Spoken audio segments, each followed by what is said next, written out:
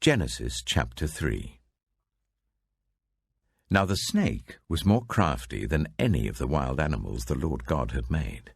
He said to the woman, "Did God really say, 'You must not eat from any tree in the garden'?"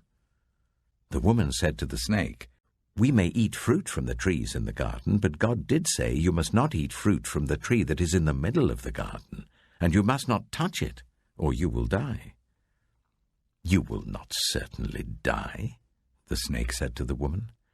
"For God knows that when you eat from it, your eyes will be opened, and you will be like God, knowing good and evil."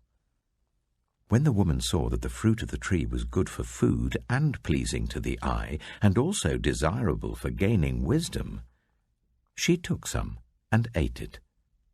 She also gave some to her husband who was with her, and he ate it. Then the eyes of both of them were opened, and they realized they were naked. So they sewed fig leaves together and made coverings for themselves. Then the man and his wife heard the sound of the Lord God as he was walking in the garden in the cool of the day. And they hid from the Lord God among the trees of the garden. But the Lord God called to the man, "Where are you?" He answered, "I heard you in the garden, and I was afraid because I was naked, so I hid." And he said, "Who told you that you were naked? Have you eaten from the tree that I commanded you not to eat from?" The man said, "The woman you put here with me, she gave me some fruit from the tree, and I ate it." Then the Lord God said to the woman, "What is this you have done?" The woman said, "The snake deceived me, and I ate." So the Lord God said to the snake, "Because you have done this, cursed are you above all livestock and all wild animals. You will crawl on your belly, and you will eat dust all the days of your life. And I will put enmity between you and the woman, and between your offspring and hers. He will crush your head, and you will strike his heel." To the woman he said, "I will make your pains in childbearing very severe.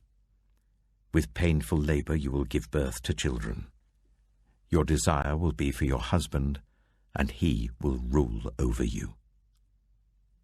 To Adam he said, "Because you listened to your wife, and ate fruit from the tree about which I commanded you, you must not eat from it. Cursed is the ground because of you. Through painful toil you will eat food from it all the days of your life. It will produce thorns and thistles for you, and you will eat the plants of the field. By the sweat of your brow you will eat your food, until you return to the ground, since from it you were taken.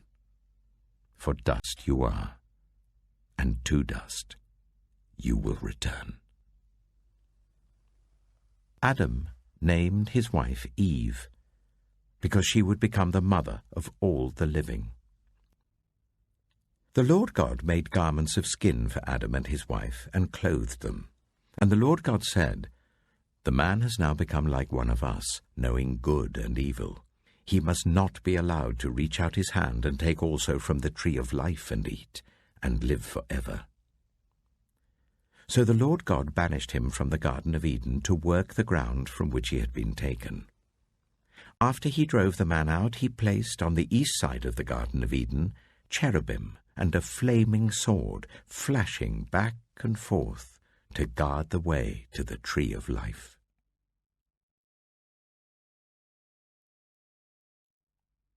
Genesis chapter 4.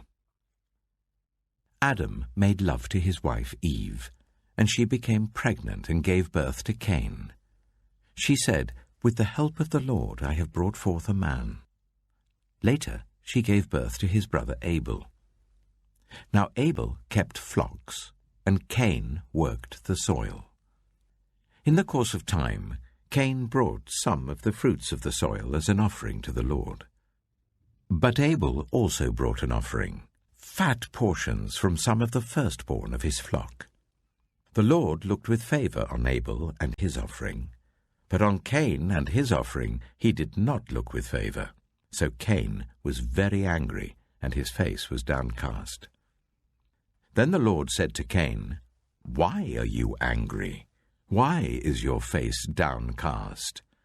If you do what is right, will you not be accepted? But if you do not do what is right, sin is crouching at your door.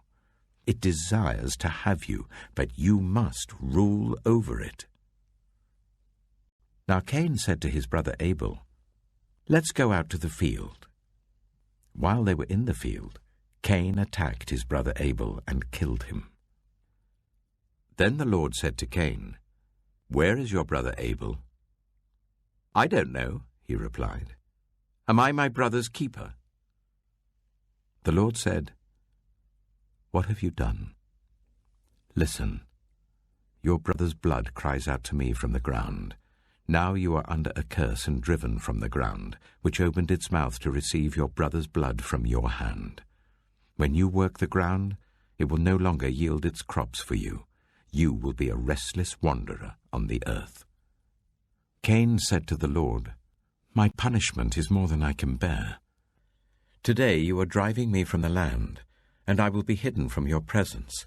I will be a restless wanderer on the earth, and whoever finds me will kill me." But the Lord said to him, "Not so. Anyone who kills Cain will suffer vengeance 7 times over." Then the Lord put a mark on Cain, so that no one who found him would kill him.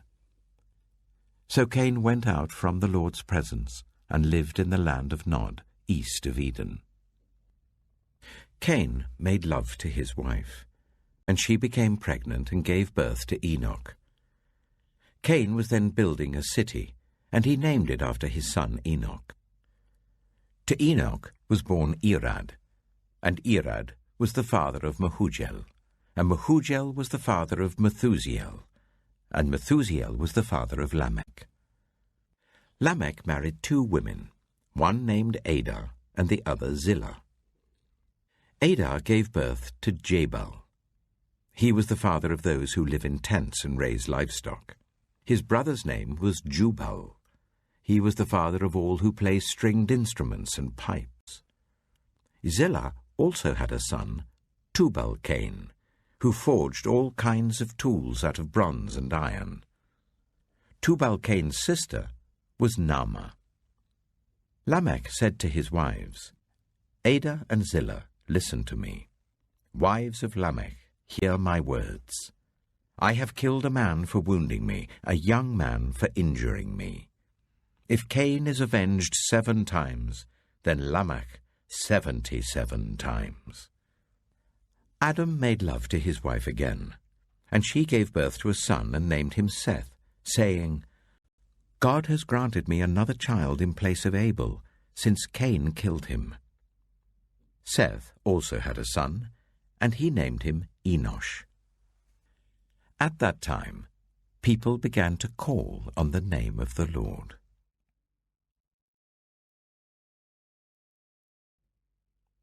Genesis chapter 5. This is the written account of Adam's family line. When God created mankind, he made them in the likeness of God. He created them male and female and blessed them, and he named them mankind when they were created. When Adam had lived 130 years, he had a son in his own likeness, in his own image, and he named him Seth. After Seth was born, Adam lived 800 years and had other sons and daughters. Altogether, Adam lived a total of 930 years, and then he died. When Seth had lived 105 years, he became the father of Enosh. After he became the father of Enosh, Seth lived 807 years and had other sons and daughters. Altogether, Seth lived a total of 912 years, and then he died. When Enosh had lived 90 years, he became the father of Kenan. After he became the father of Kenan, Enosh lived 815 years and had other sons and daughters. Altogether, Enosh lived a total of 905 years, and then he died. When Kenan had lived 70 years, he became the father of Mahalalel. After he became the father of Mahalalel, Kenan lived 840 years and had other sons and daughters. Altogether, Kenan lived a total of 910 years, and then he died. When Mahalalel had lived 65 years, he became the father of Jared. After he became the father of Jared, Mahalalel lived 830 years and had other sons and daughters. Altogether, Mahalalel lived a total of 895 years, and then he died. When Jared had lived 162 years, he became the father of Enoch. After he became the father of Enoch, Jared lived 800 years and had other sons and daughters. Altogether, Jared lived a total of 962 years, and then he died. When Enoch had lived 65 years, he became the father of Methuselah. After he became the father of Methuselah, Enoch walked faithfully with God 300 years and had other sons and daughters. Altogether, Enoch lived a total of 365 years. Enoch walked faithfully with God. Then he was no more, because God took him away. When Methuselah had lived 187 years, he became the father of Lamech. After he became the father of Lamech, Methuselah lived 782 years and had other sons and daughters. Altogether, Methuselah lived a total of 969 years, and then he died. When Lamech had lived 182 years, he had a son. He named him Noah, and said, "He will comfort us in the labor and painful toil of our hands, caused by the ground the Lord has cursed." After Noah was born, Lamech lived 595 years and had other sons and daughters. Altogether, Lamech lived a total of 777 years, and then he died. After Noah was 500 years old, he became the father of Shem, Ham, and Japheth.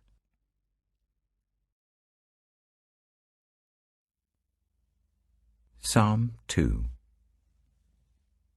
Why do the nations conspire, and the peoples plot in vain?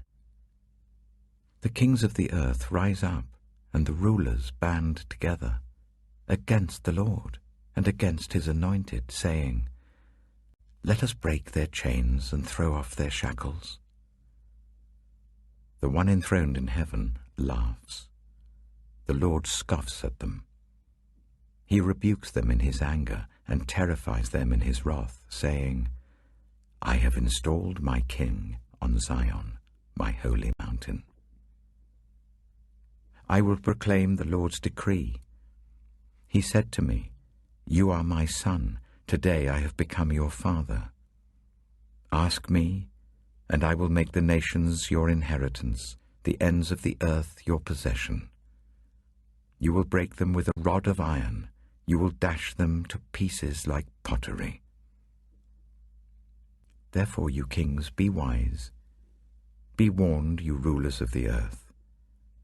Serve the Lord with fear, and celebrate his rule with trembling. Kiss his son, or he will be angry, and your way will lead to your destruction, for his wrath can flare up in a moment. Blessed are all who take refuge in him."